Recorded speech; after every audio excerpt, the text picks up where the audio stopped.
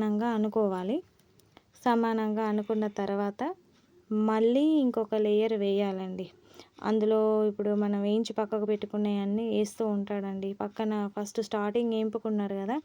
అవన్నీ ఏంచినయన్నీ ఇట్లా పక్కనే పెట్టేసుకుంటాడండి. డైరెక్ట్ కొంతమంది అందులో వేసుకుంటారు. సో, మా వారి స్టైల్‌లో మాత్రం మేము ఇలాగ చేసుకుంటూ ఉంటామండి. తర్వాత ఇందులో మళ్ళీ ఒక లేయర్ వేశాడండి. మళ్ళీ దానిపైన మళ్ళీ ఇలాగ వేశాడు. అలా మొత్తం వేసిన తర్వాత క్యాప్ పెట్టేసేయాలండి. క్యాప్ పెట్టేస్తే ఇక అయిపోతుంది. కింద స్టవ్ కింద పెంక పెట్టాలి. చపాతీ పెంక పెట్టేస్తే వేడి వేడి బిర్యానీ అయిపోయినట్టేనండి. దానిపైన ఏదైనా బరువు పెట్టుకుంటే అయిపోతుంది. చూడండి ఎంత బాగా వచ్చిందో అసలు.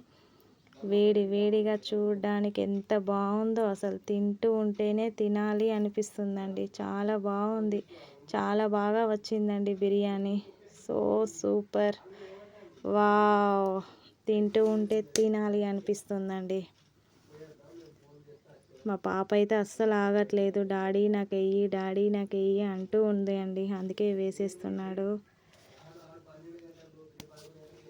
అంతే అండి, బిర్యానీ రెడీ అయిపోయింది. వేడి వేడి బిర్యానీ రెడీ అండి. ప్లేట్లో తీసుకొని తినేసేయడమేనండి వేడి వేడిగా. సూపర్‌గా వచ్చిందండి. ఇలా అంటే అలా ముక్క మొత్తం రెడీ అయిపోయింది. చూడండి వేడి వేడి బిర్యానీ రెడీ అండి.